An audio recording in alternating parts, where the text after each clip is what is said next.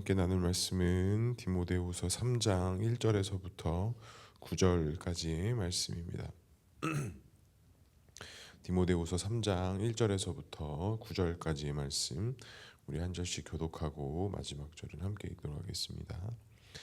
1절 제가 먼저 읽겠습니다. 너는 이것을 알라. 말세에 고통하는 때가 이르러 사람들이 자기를 사랑하며 돈을 사랑하며 자랑하며 교만하며 비방하며 부모를 거역하며 감사하지 아니하며 거룩하지 아니하며 무정하며 원통함을 풀지 아니하며 모함하며 절제하지 못하며 사나우며 선한 것을 좋아하지 아니하며 배신하며 조급하며 자만하며 쾌락을 사랑하기를 하나님 사랑하는 것보다 더하며 경건의 모양은 있으나 경건의 능력은 부인하니 이 같은 자들에게서 내가 돌아서라. 그들 중에 남의 집에 가만히 들어갈 어리석을 여자를 유인하는 자들이 있으니 그 여자는 죄를 중히 지고 여러 가지 욕심에 끌린 바 되어 항상 배우나 끝내 지식의 지식에 이를 수 없느니라.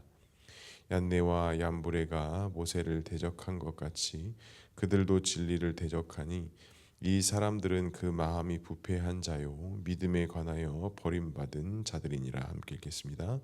그러나 그들이 더 나아가지 못할 것은 저 두 사람이 된 것 같이 그들의 어리석음이 드러날 것임이라.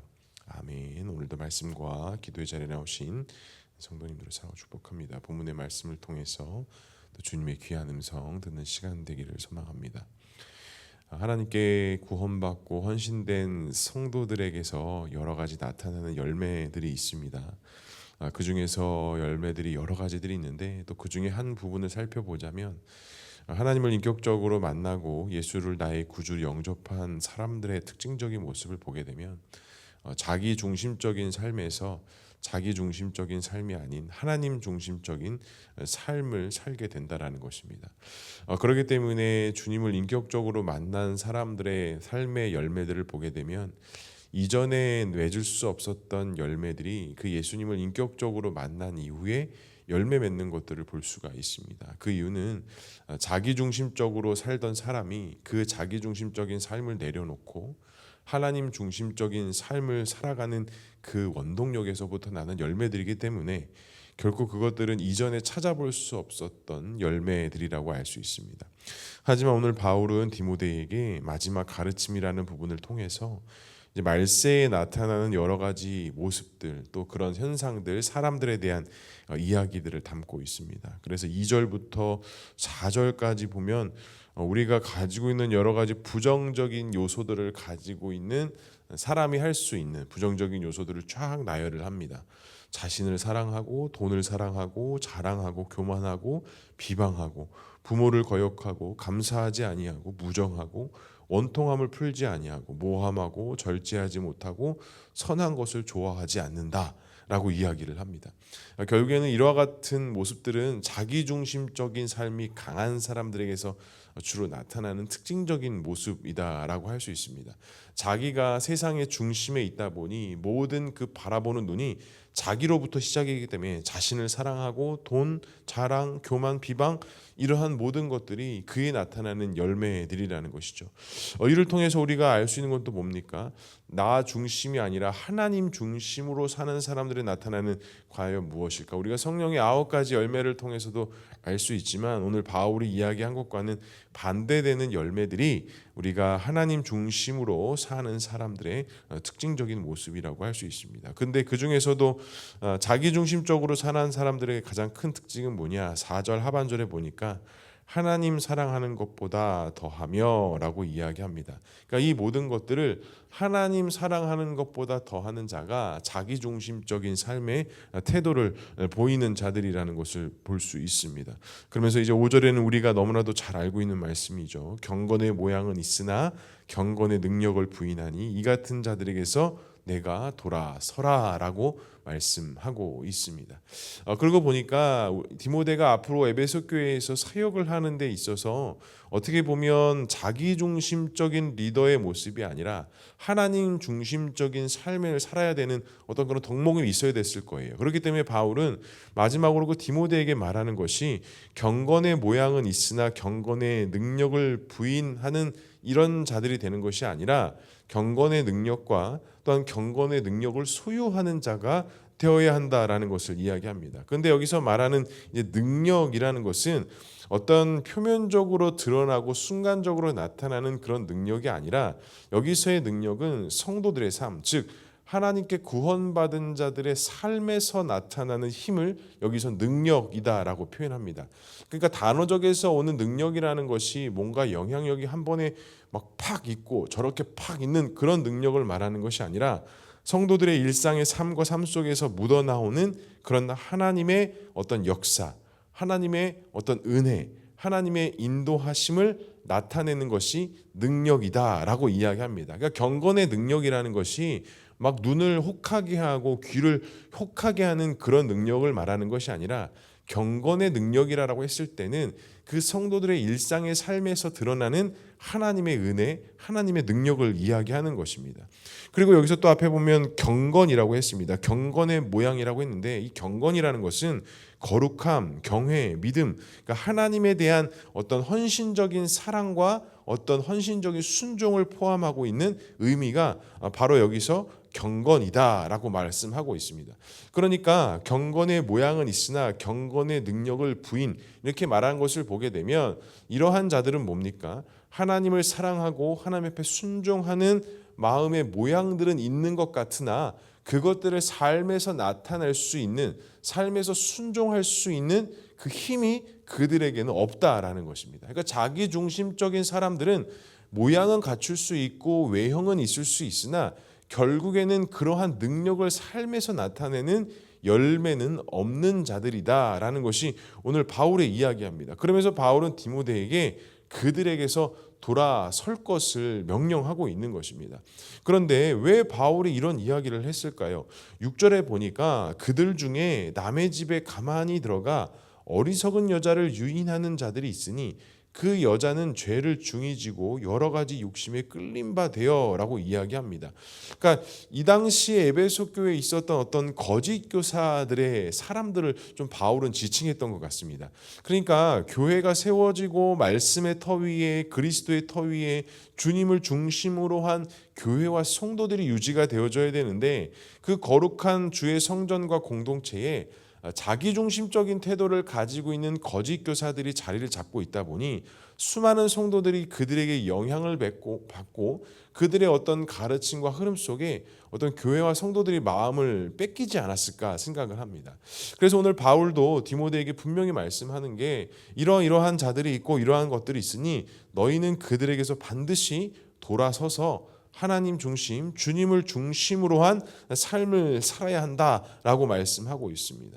근데 그런 거짓 교사들의 배우는 결과가 무엇입니까? 항상 배우나 7절이죠. 끝내 지식의 지식에 이를 수 없다라고 이야기합니다. 그러니까 뭔가를 배우는 것 같고 뭔가를 듣는 것 같고 뭔가를 훈련받는 것 같지만 그거는 하나님을 알아가는 또 하나님 앞에 믿음으로 서기 위한 지식인 것 같지만 결국에는 그 믿음과 그 자리에 오를 수 없다라고 이야기를 합니다. 그러면서 바울이 또 생소한 이름 두 사람을 거론합니다. 얀네와 얌브레를 이야기하면서 이들이 모세를 대적한 것 같이라고 이야기합니다. 그런데 여기서 얌네와 얌브레라는 게 사실은 구약 성경에는 등장하지 않는 인물입니다. 그런데 바울이 이 얀네와 얌브레를 이렇게 이야기하는 것을 보면 특히 모세의 때에 있었던 사람인 것을 이야기하는 것을 보면 아마 그 애굽에서의 마술사들을 이야기하는 것이 아닐까. 그래서 구약 성경에는 기록되어져 있지 않지만 지금 유대인들 상황 속에서 그들의 역사 속에서 이 얀네와 얌브레는 어떤 사람일 수도 있지만 어떤 그 구약 시대에 특히 출애굽 시대에 있었던 어떤 그런 마술사들, 주술사들을 지칭하는 총칭하는 이야기다라고 성경 해석자들이 주로 이야기합니다. 그러니까 유대인들에게는 되게 친숙한 이름이었죠. 근데 이들이 어떠한 일들을 했느냐? 그러니까 누군지가 사실 더 중요한 것이 아니라 이들은 무엇을 했느냐? 8절 중반에 보면 그들도 진리를 대적하니 이 사람들은 그 마음이 부패한 자요 믿음에 관하여는 버림받은 자들이다라고 이야기합니다. 그러니까 이들이 모세의 때에 어떤 것들을 행했는데 하나님을 향한 그 진리에 대해서는 대적하는 자들이었다라는 거예요. 그러니까 이스라엘 백성들에게서 그들을 어그러뜨리고 그들을 무너뜨리는 자들이 바로 누굽니까? 얀네와 얀브레라였다라는 거예요. 그리고 그들은 진리를 대적할 뿐만이 아니라 그들의 마음은 이미 부패하였고 믿음에 관하여서는 버림받은 자들이다라는 것은 하나님께서 구원받기로 작정한 자들의 제외가 된 자들이라는 거예요. 그러니까 두 사람일 수도 있고 어느 부류일 수도 있지만 진리에 대해서 대적하는 자들은 이미 마음이 부패한 자들이고 그들은 구원받은 자들에 대해서 이미 버림받은 자들이다라는 것을 이야기합니다. 그러니까 구약의 인물들에서 오늘 바울이 이야기했지만 오늘 바울은 신약시대 특히 에베소 지역에 있었던 수많은 사람들을 바라보며 진리를 대적하는 자들에 대해서는 하나님께서 분명히 믿음에 관하여서는 버림받은 자들로 여기실 것을 암시하는 것이죠. 그러면서 마지막 9절에 이렇게 말씀합니다. 그러나 그들이 더 나아가지 못할 것은 저 두 사람이 된 것 같이 그들의 어리석음이 드러날 것임이라 라고 말씀합니다. 그러니까 바울은 알았던 거예요. 그런 진리를 대적하고 믿음에서 어그러진 자들이 무엇인가 영향력이 있는 것 같고 대단한 힘이 있는 것 같지만 결국에는 뭐 한다라는 것입니까? 드러난다라는 거예요. 결국엔 드러나기 때문에 그들의 힘과 그들의 능력이 더 크게 더 어떤 파워를 가지고 있는 것으로 나타날 수 없다라고 이야기하는 것이죠.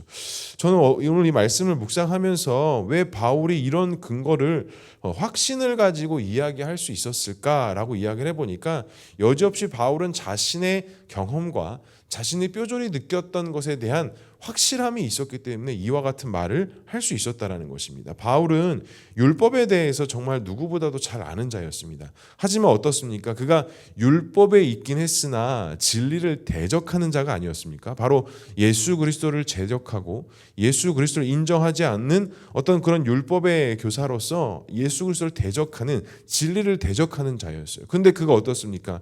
부활하신 예수님을 만난 이후에 그가 가지고 있었던 모든 것이 다 엎어지고 거꾸러지면서 바울이 느꼈던 것이 무엇이에요? 진리를 대적하는 자들은 하나님께 버림을 받을 수밖에 없고 어그러질 수밖에 없고 또 자기 중심적인 삶의 모습과 하나님 중심적인 삶의 모습에 나타나는 것들도 자신에게 어떠한 삶에 보여줬던 모습들을 뼈저리 느끼고 있었기 때문에 오늘 이와 같은 이야기들을 디모데에게 권면할 수 있었다라는 것입니다. 사랑하는 성도 여러분, 나에게는 과연 하나님을 중심으로 한 삶의 열매들이 나타나고 있습니까? 아니면 내 중심이 되어진 삶의 열매가 나타나고 있습니까? 우리가 오늘도 주님께서 우리에게 말씀하십니다. 경건의 모양은 있으나 경건의 능력이 없는 그 모습에서 돌아설 것을 말씀하시고 그리고 하나님을 대적하는 것이 아니라 진리를 거스르는 것이 아니라 그 진리 앞에 엎드리고 순종할 것을 분명히 말씀하고 있습니다. 성도 여러분, 오늘 하루도 주님이 주신 사명과 사역들을 감당하며 나아갈 때에 내 중심이 아니라 하나님 중심, 나의 열매를 맺는 것이 아니라 하나님께서 주시는 거룩한 열매를 맺고 오늘 하루도 하나님 사랑하기를 더 힘쓰고 오늘도 주님께 돌아설 수 있는 저와 우리 모두가 될 수 있기를 주님의 이름으로 간절히 축복합니다. 기도하겠습니다. 사랑과 은혜가 풍성하신 하나님 아버지, 우리가 맺고 있는 열매는 무엇인지 우리의 자신을 다시 한번 돌아봅니다. 오늘도 우리의 모든 삶을 통해 하나님의 선한 열매들이 나타날 수 있도록 인도해 주시고 우리의 부정적인 마음, 부정적인 생각, 우리의 마음을 혼잡하게 하는 사단의 속삭임에는 예수 그리스도의 이름으로 선포하며 하나님께서 주시는 특별히 성령의 아름다운 열매들을 맺을 수 있도록 인도해 주시고 우리가 오늘 하루의 삶 속에서도 하나님을 깊이 있게 묵상하고 하나님께 더 나아가기를 애쓸 수 있는 귀하고 복된 하루의 삶이 될 수 있도록 주님 인도하여 주시옵소서. 경건의 모양과 경건의 능력을 함께 겸비할 수 있는 귀한 성도들 되게 하시고 이러한 것들을 통해 우리의 삶 속에서 그리스도가 드러나며 하나님의 영향력이 나타나며 하나님의 영광을 드러내는 그러한 삶 살아갈 수 있는 우리 모두가 될 수 있도록 주님 역사하여 주시옵소서. 우리 교회와 우리 성도들, 우리 자녀들, 우리의 모든 것들 주님께서 책임져 주시고 하나님께서 반드시 선한 길로 인도하셔서 이 모든 것들을 통해 하나님의 설화 역사하심을 우리의 삶 속에서 뼈저리 느끼게 하시고 그 경험과 그 믿음을 통해 결단하고 헌신된 귀하고 복된 성도의 삶을 살아가는 우리 모두가 될 수 있도록 주님 인도하여 주시옵소서. 오늘도 주님 앞에 나와 기도하는가 하며 나아갑니다. 기도하는 기도의 제목에 은혜를 더하시고 응답되어지는 하나님의 귀한 역사가 나타날 수 있도록 주님 인도하여 주시옵소서. 하나님께서 함께 하실 것을 믿사오며 이 모든 말씀 예수 그리스도의 이름으로 기도합니다. 아멘.